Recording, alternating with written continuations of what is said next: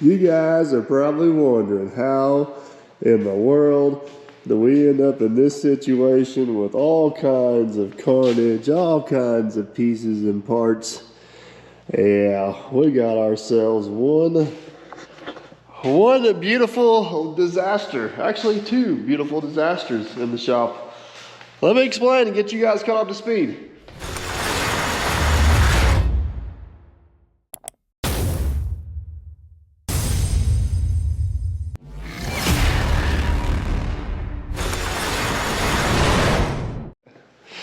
All right, guys, it may not look like it, but this is actually the two rollers I bought down in Florida at the auctions this year. If you guys remember those videos, I can't remember who all was down there. Clint, CNC Equipment, Chris Ledstig, myself, and a few others in Florida. I think it was at the Jeff Lyons auction. I can't remember. Long story short, we bought two rollers in Florida. This one here was in the operating section.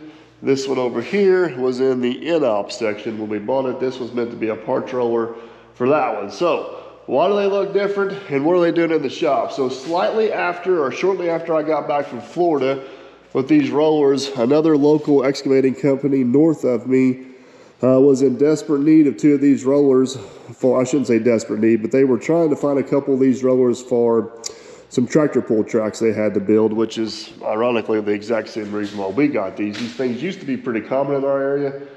They're getting pretty hard to come by.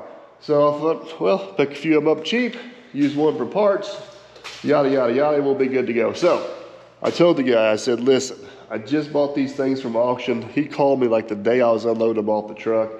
I have no idea if they're in operating order, if they work, or if there's anything. I don't know if they're even usable. So I said, I will let you use them for free. If they break down, you can't get mad at me, and have at them. So he actually took the initiative to go through and service everything, which I'm very appreciative. He said he was going to put a quick little paint job on these things. Man, these things, he actually did a fantastic job of painting these things. And they actually look fairly presentable and usable. That's the good news. The bad news is we officially figured out why this one was in the in-op aisle, and I'll get into this in more detail later, but this thing's got a really fancy, really funky front end in it, and the pinion bearing was just completely gone out of it. I mean, I'm talking just blown out of it. So I've been I kind of rushed to get this thing tore apart so I get parts for it. There's no point in doing a video on this if I can't even get parts for it, but I think I got all the parts rounded up. Got a few of the bearings that are kind of slowly showing up. So I guess at this point, we're confident enough in everything else in this machine as far as the engine, the transmission, the gearbox, the rollers. I think the only thing wrong with it was those pinion bearings. So if I can spend a couple $100 and get pinion bearings in it, we'll just have it running as a spare instead of a parts machine. So we'll get to that one in a little bit. That is a much more major project than what this one is. So this one here is the one we bought, and the main thing we knew was wrong with it is it had no brakes. And the guy that took it actually put a new master cylinder on it, got the brakes. All that's working great. This one seems to run pretty good, but it's got a lot of electrical gremlins. That's the main issue, is a lot of the electrical gremlins, and I don't even know where to start on this thing. So if we come around over here to this side, this is pretty much the main wiring harness. And you can see over the years, people have spliced this, people have cut wires out of it, people have done all kinds of crazy things to this thing. And it is what it is at this point. This thing has an electronic oil pressure switch, it has electronic oil pressure gauge, it has electronic temperature sensor, it's got electronic shutdown, it's got some lights on it, it's got some random stuff. So what we're going to do is we're going to go to a mechanical temperature gauge, a mechanical oil pressure gauge. We're going to eliminate the oil pressure to start switch because, well, it is what it is at this point. And we're going to simplify, we're basically going to rewire this thing start to finish, make it as simple as possible, as reliable as possible, and just go with it. We're going to switch it over to a one-wire alternator. This had a remote. It's actually got a voltage regulator way up there, so we can eliminate all that stuff and hopefully be good to go. And, oh yeah, we're gonna fix a few other random stuff, like a really annoying vibrating exhaust manifold there. Keep in mind, these things, man, if they get used hard, they may get 10 hours a year on them. I bought them cheap. They're kind of just some rolling advertisements for a few events.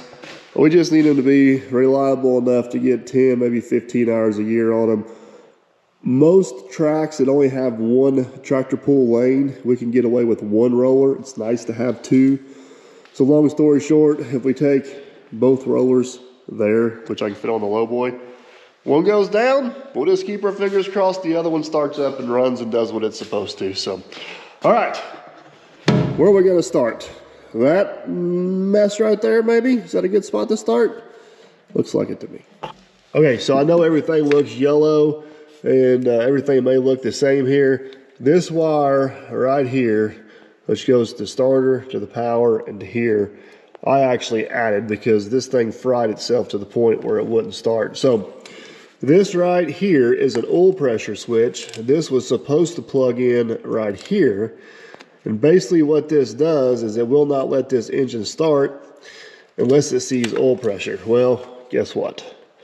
We're going to eliminate that because this engine has oil pressure and it's sometimes it starts and sometimes it don't, which means this switch is probably bad, and well, we're just going to eliminate that from being a probable cause from any starting in the future. Excuse me. This back here, which I don't know if you guys can see, this is the electronic oil pressure gauge. That's going to get turned into a hose. And then we do have some wires here we're going to try to save. They go to some lights up front, which is these right here. We'll see how those pan out here in a little bit. We may try to save these.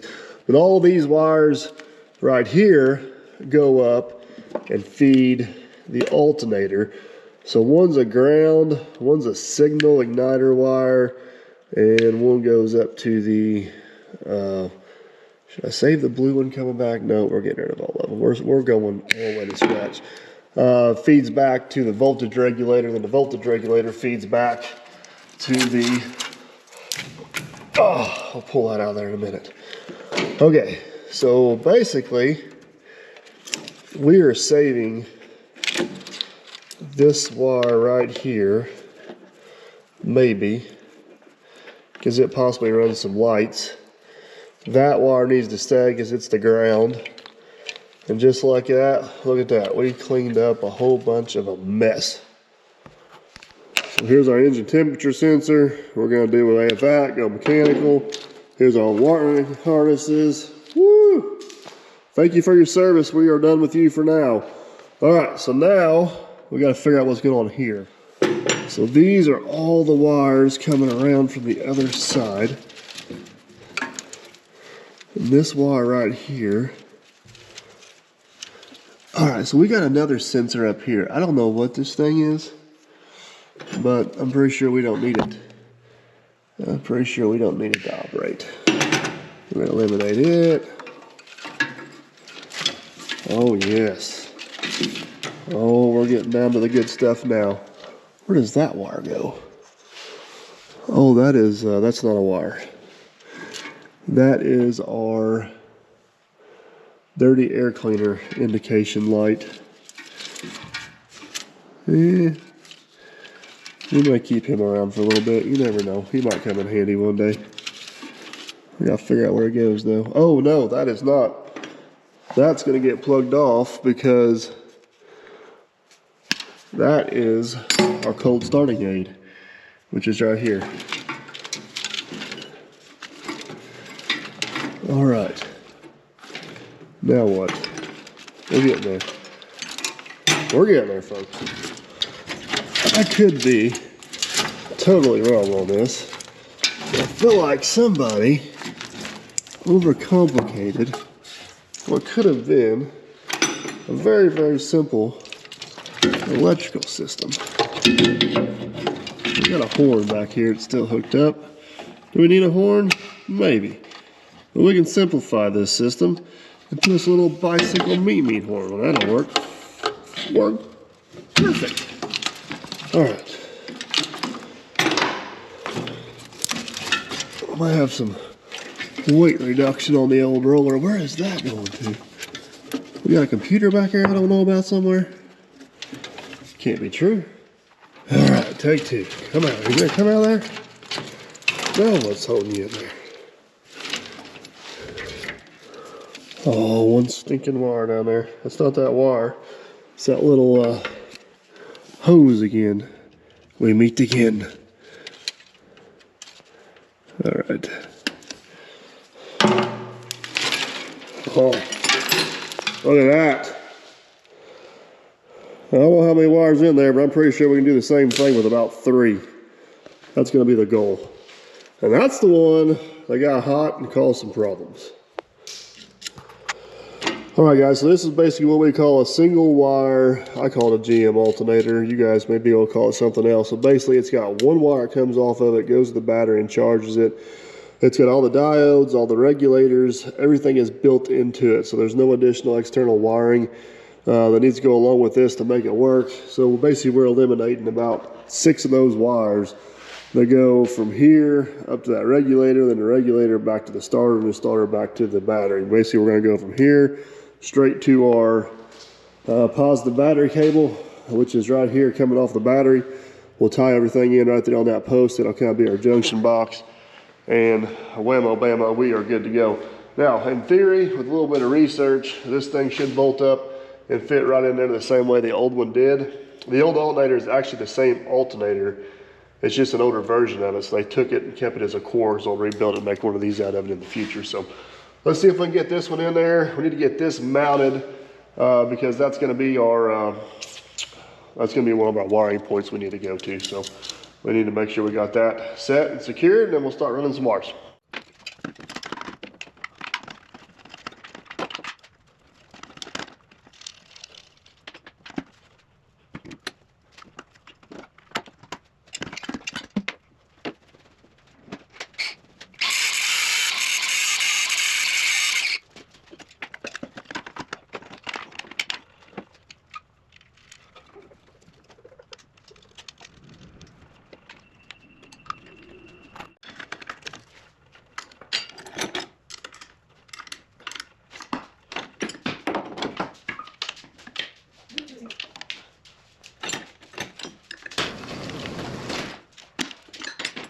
Had to make one slight little tweak to the bracket down there. Honestly, I think it's something, somebody welded a washer in there at one point and just had a little weld goober on it.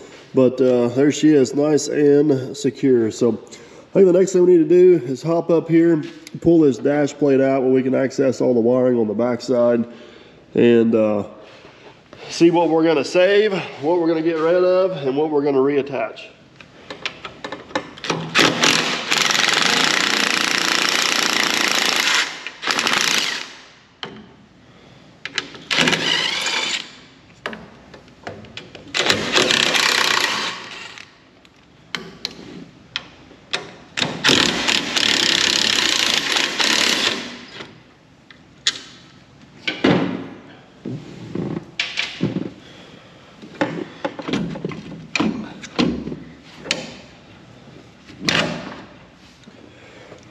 All right, so we got a lot of different things going on here. This is our oil pressure gauge. This is our engine temperature gauge. This is our hour meter, alternator gauge, transmission temp gauge, air pressure gauge.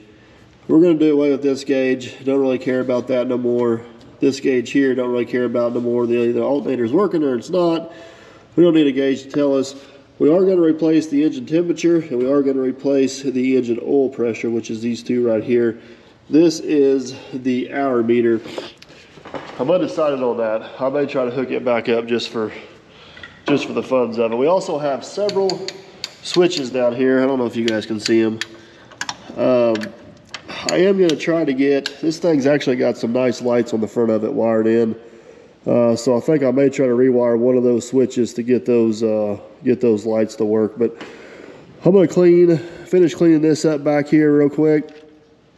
And we're we're going to pull these two gauges out. Pull these two gauges out right here, and that'll give us a blank slate to start off with on the on our new gauges. All right, snippy, snippy, tear, tear.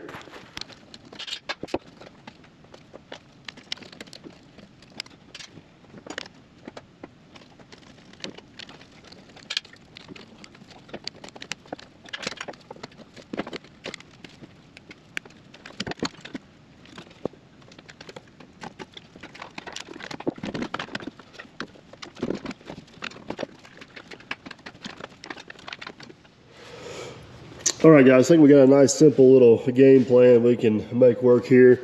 This is the wire. I basically added down at the lot just to get her fired up and get her here. So basically, it's a 3-wire system.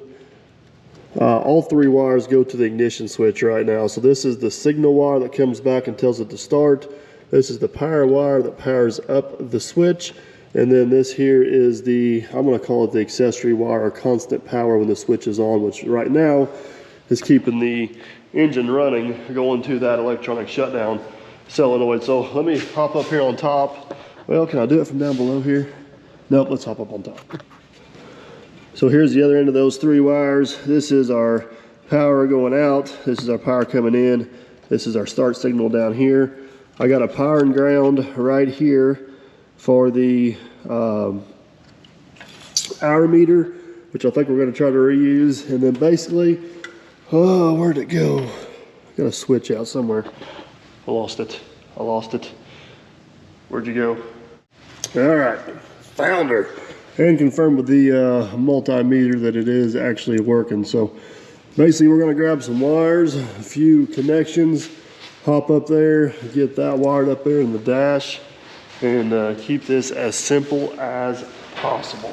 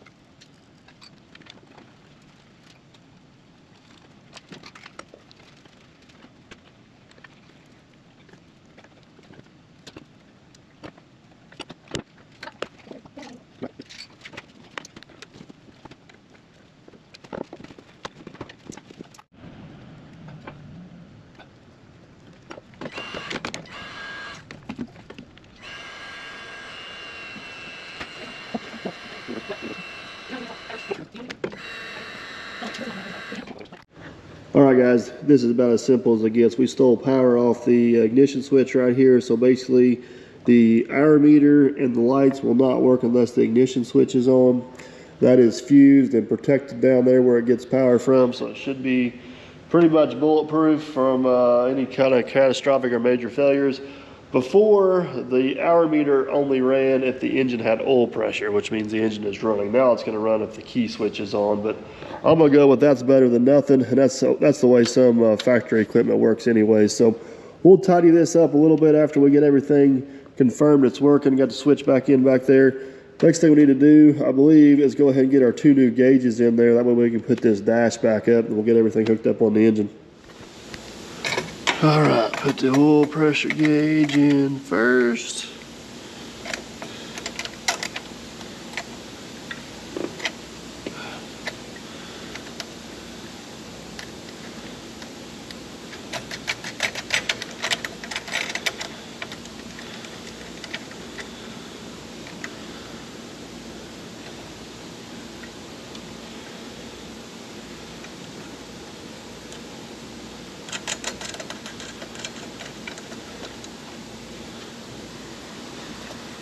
Then we'll put the temperature gauge in, feed the wire through. Oh yeah, looking good.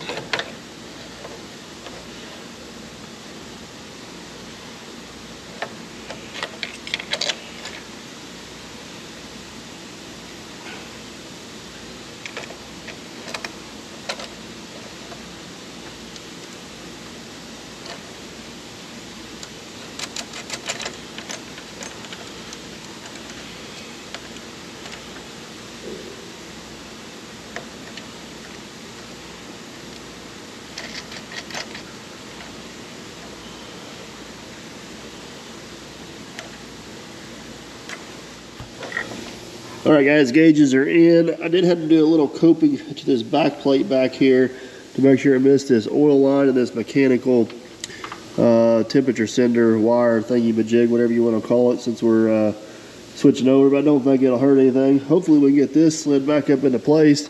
I think we are done behind door number 1. All right, here we go. Hopefully we missed everything. Oh, that feels good. We're gonna be all right.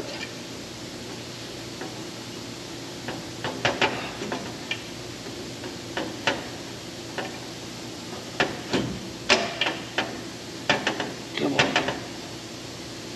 Get this started and we'll go around the other side and check it out and see what she looks like.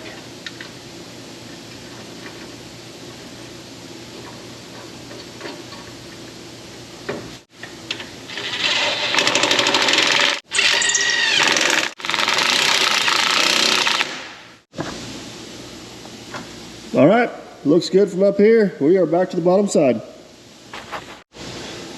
Oh yes, check that out. Them 2 little notches worked absolutely perfectly. That is so much nicer, neater, and cleaner up there. It's gonna serve the purpose we need to serve it. So, all right, we're gonna take and try to follow this yellow cord on around. I'm hoping I got enough tubing here to do what I need to do. It's going to be a little bit close. We're going to send her back through there.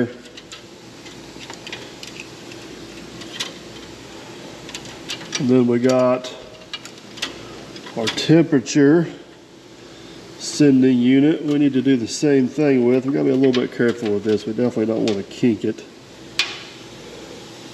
I think there's another spot on the other side we can grab temperature from and make this a little bit of a neater routing, but I want to make sure we got enough to do that. Then we should have 1 red wire, and this is the only accessory wire we're going to have. It's going to go down and feed our lights. So let's go on the other side and see what we got. Oh, get back through there. So this temperature sending unit, I cannot adjust the length of it. It is what it is. The ends are made on it so it'll work right. But we got a port right here. So I think I'm gonna go ahead and get that plumbed down into that port right there. And yeah, basically that's going to be is what it is. And then we'll see if we can get a pair of channel locks or something on that. Hopefully we can get our oil pressure line plumbed into there. And we can't adjust the length of that. So let's do the coolant first. Oh, that's gonna be in there good, huh? Never easy. Oh, let's see her turn. There we go. It's only been in there since 1978.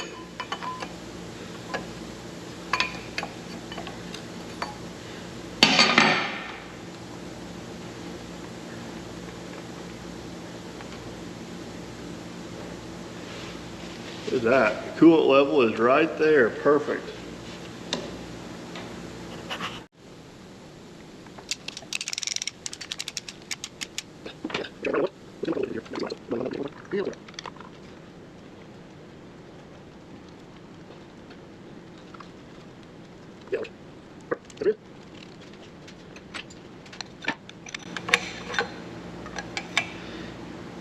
All right, guys, that takes care of coolant. Now we need to get on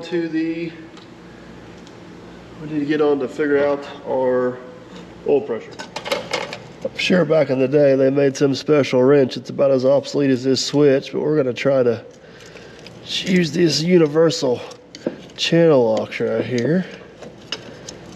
Oh, I think she's coming. We just gotta hope we got the right fitting to tie back into it. Come on, baby. Ugh. Something's turning. Oh, hold the phone.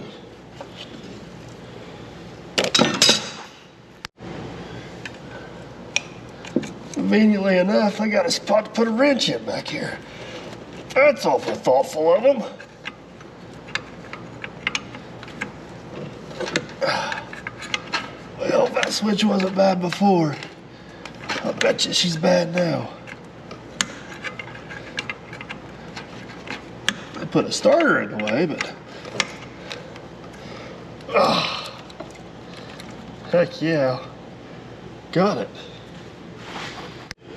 So that switch we took off would basically activate the shutdown solenoid, and somehow it was also tied into the alternator. I don't know if it didn't excite the alternator until it's seen oil pressure where it knew the engine was running to make it a little easier on the starter. Not for sure what the thought process was there. The other canister you guys see back here, can you see I got you tilted down too far? That is the sensor for the old oil pressure gauge. There's a T right there. I would like to take that thing out of there and do away with it because obviously it's obsolete now. But it is in there extremely tight. It's in there extremely tight, and that's a brass fitting that goes back into that engine block. I think we're gonna have to have the motto, if it's not broke, don't mess with it, because I'm afraid if I go and start screwing around with that thing and break that fitting off of that block, we're gonna open up a whole other can of worms. It's a whole lot worse than just having a random extra sensor hanging off the side of this block that really ain't gonna matter.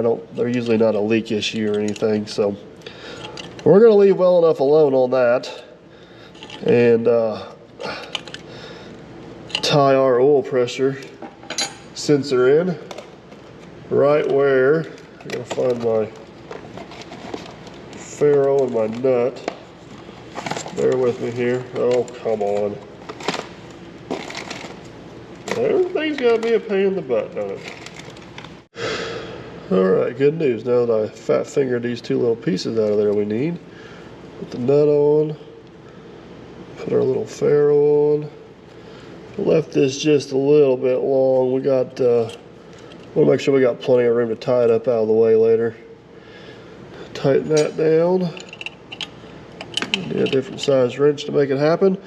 And basically, that is the oil pressure sending unit. It's completely done. So the last thing we need to hook up is this red wire right here. And we're going to tie it in.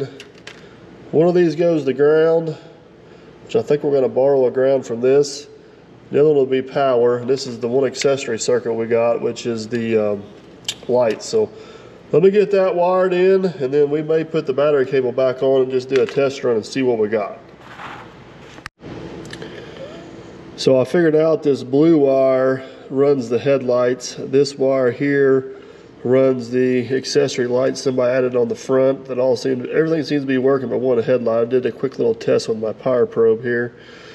So we're going to tie all that together. I just hope I don't regret having this all on the same fuse as the circuit that keeps the engine running, because if these headlights pop that fuse, the engine's going to shut off. But then again, it's a super simple system and it's one plug. So only thing is, I lied to you guys. We got one more wire to run. We need to get a wire from this alternator back over to the starter, and I think the wiring is complete.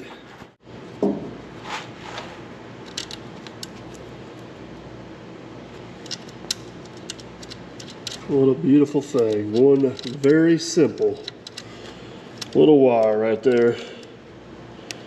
Hopefully that'll keep our lightning bolt storage situation happy.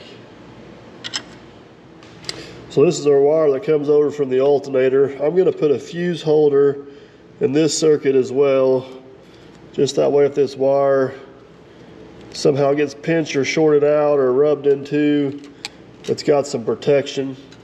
And then basically this is going to go to the stud right here on the starter, same as the other ones.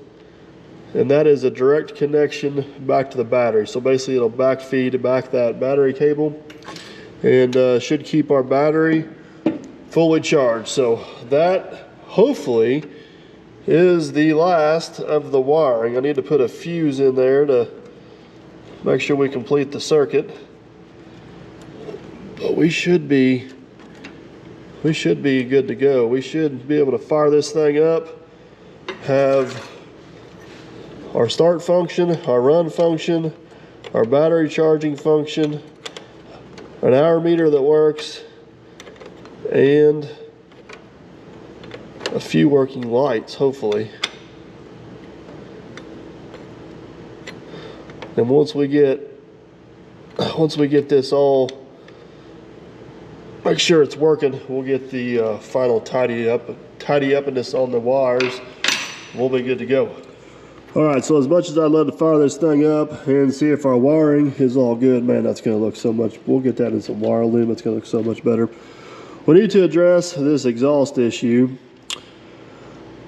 This muffler will not slide down far enough to get a gasket made to go in there. I could take the motor mounts loose and try to jack it up enough, but that looks like a pain in the butt. I could take the exhaust manifold off and do it that way, but that's a little bit risky.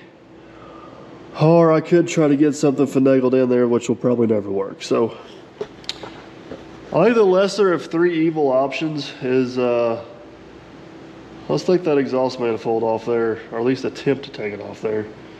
Hopefully nothing goes catastrophically wrong, and then we'll make a new gasket, put this all back together, and everything will be great. All right, we got the right size here. Oh, holy cow. That one. Well, looks like this is gonna be the right decision. It's loose anyway, so we probably need to check that gasket. Ain't nothing worse than a pesky exhaust leak.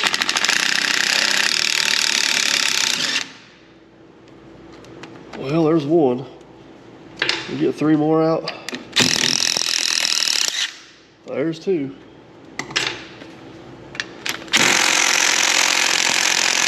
There's a tight one. There's a second tight one.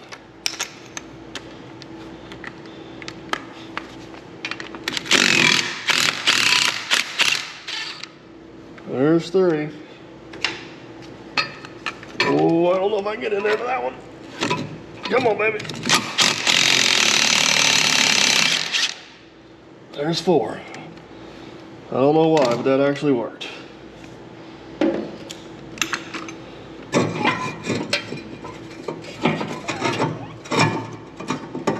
Oh, got it. I don't know where the gasket wasn't even in there. Yeah, I guess there is one there. One there, one there. Ooh, why'd you do that? So this is a I think we're gonna reuse them gaskets, they don't look bad at all. This is a 4-cylinder engine that's got 2 exhaust ports that come into one hole. Isn't that just nifty? Just nifty, I tell you. All right, let's see if we can make us a gasket now. This is just a sheet of header gasket material I picked up at the parts store. I'm gonna hope that maybe there's enough soot on that we can just use it, tap it around, make an impression on there, because it won't quite cut with a hammer like that other stuff will.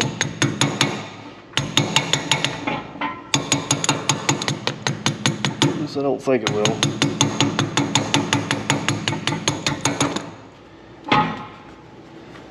There's our pattern. You guys see it?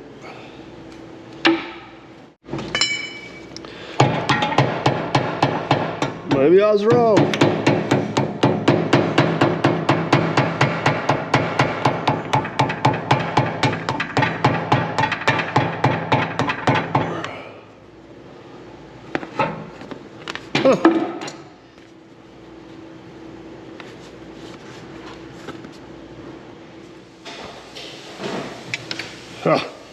Check this out, guys. Got that all cleaned up.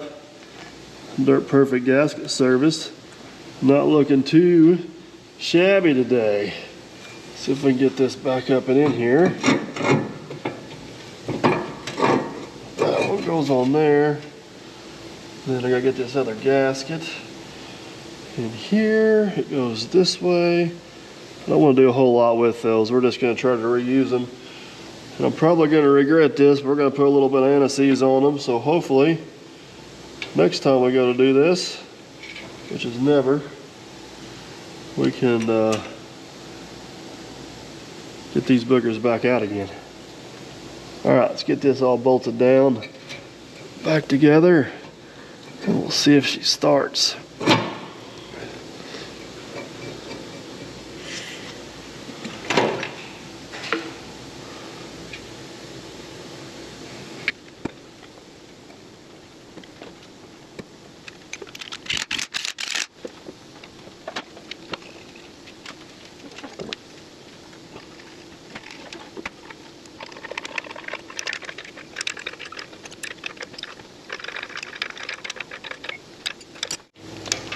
I cannot believe how well that went. Working on that old exhaust. Holy Nikes, that was sweet. All right, boys. I'm gonna clean some tools up. We're gonna hit the start button and see what happens.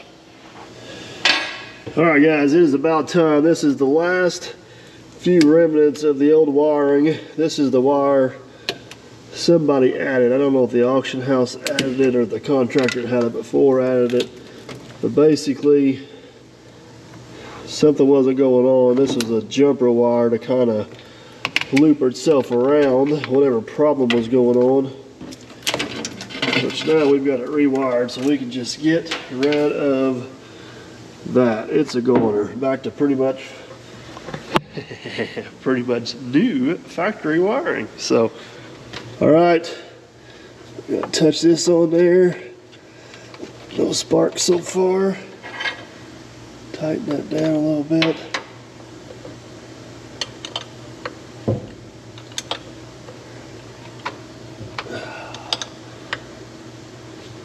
All right, moment of truth. Let's see what happens. All right, guys, here we go. Let's turn the key on. I was thinking maybe I could hear that iron meter tick. I don't hear anything at all. We got lights. We got nothing. We got starty.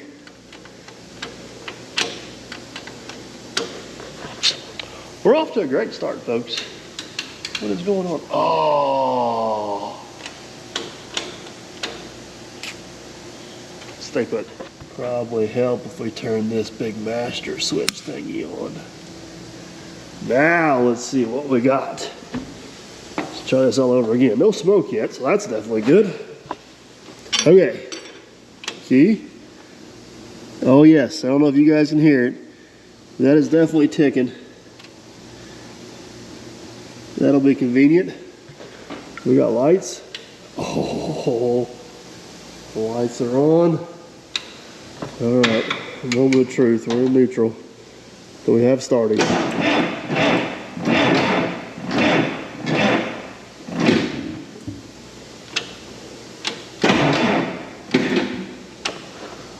think we're gonna have started. We just need some more ponies to get her going. So I'll tell you what I'm gonna do. I'm gonna put this thing on the battery charger, let these batteries charge up a little bit. Let's get our wiring and stuff tidied up. It seems like everything's working. And then kick her off and see what she does. All right, guys, I've been piddling here a little bit while this thing's charging up. We checked the oil in the front end so we don't end up with this problem over here, because that's a lot more major than what we're dealing with over here. And I also did a little work on this throttle linkage. It's a little bit of a guess whenever you slam this thing all the way up into. Let me show you how this thing operates, and then it'll make a little more sense than what we were doing. So if you guys didn't notice, this is just throttle. You slide it over here, that is forward. Slide it over here, that's reverse. That's basically neutral. So whenever this lever comes up into this area right here, it basically brings it to a real low idle so it can switch back and forth to forward and reverse smoothly. Well, if you weren't careful and you raised it all the way up, it actually killed the engine. The proper adjustment for that is this stop right here, but this screw was all kinds of bent and all kinds of wonky, so I thought, well, I'll just adjust this rod. Well, I think it's bent and wonky because somebody has done some finagling on this at some point, so I did a little more finagling on my own. It's a little bit of a guess. Kind of hoping we don't have it at too high of an idle now, but I do have some adjustment left here, so hopefully we'll get that taken care of. Checked all the air and all the tires. I did have one flat tire, one low tire. Got those all. aired up and in pretty good shape. That's pretty important to have consistent air pressure throughout. This thing used to have a very elaborate air system on it. They kind of did that for you, but it's long gone and we ain't going there. But guys, somehow we went from all that to check this out. A very beautiful, very simple couple wire system. If that wire gets power, it's going to start. If that wire's got power, it's going to run. If that fuse is good, the alternator's going to charge, and if this fuse is going to good, it's going to fuse is good, it's going to do everything else it needs to do. It's I mean, we eliminated a few safeties as far as the engine's concerned, and a few it will start in gear now type scenarios, but for what we're doing, it is going to serve the purpose. This thing is just kind of it kind of is what it is, guys. The few times a year it's going to get used for some random stuff, it's going to work absolutely awesome. The rest of the time it's going to sit in the barn and wait to be used again. But got this is our power wire coming around. These are the extra wires we ran for the temperature sending unit and the oil pressure, and then the one power wire going up. Everything's nice and neat up there. I ran the alternator wire and loop as well, just to make sure it's protected coming across down through there. Yeah, all right. Take two. Let's see if we got lightning bolts. Here we go. Look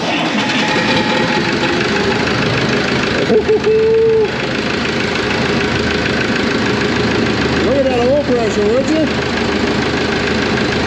60 pounds. That's at idle.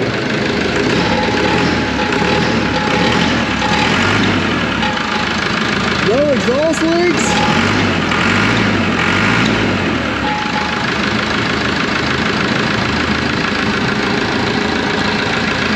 Lights.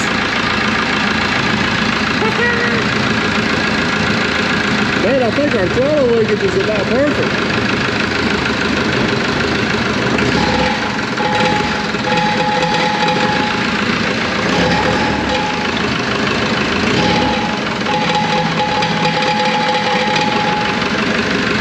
All right.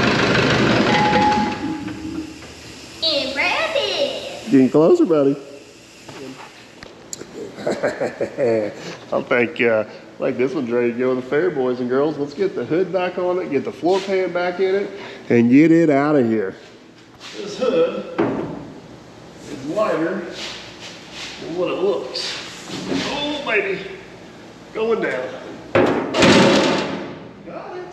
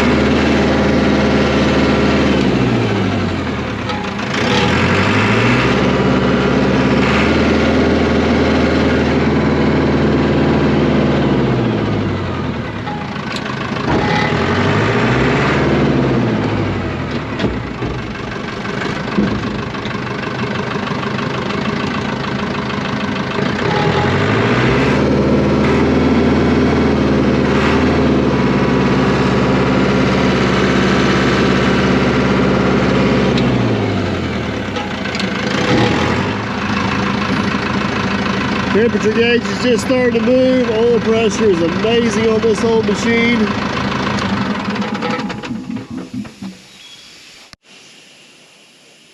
I believe that one is ready to rock and roll.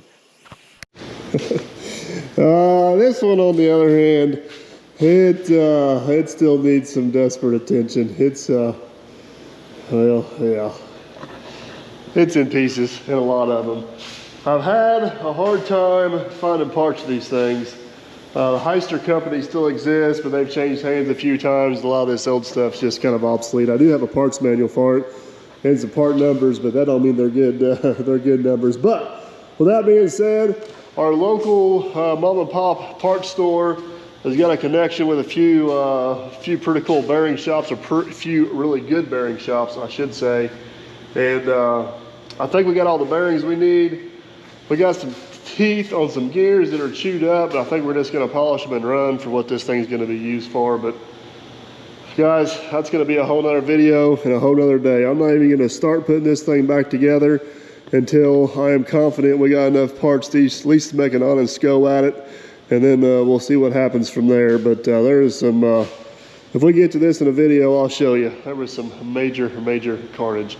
It should be a parts machine, but I'm just too ornery to let it be a parts machine because the other guy painted it and it looks so good now. And it runs. This one here actually runs and shifts better than that one out there. It's just got that grinding, grimbling noise going on down there. We'll get her fixed, or we won't, one way or another. But anyways, that's gonna be another day. Hopefully you guys enjoyed. If you did, big old thumbs up. We definitely appreciate it. Helps the channel out a bunch. You want to see what happens with this one and you haven't already, consider subscribing. I bet we'll catch you on the next one. Later, guys.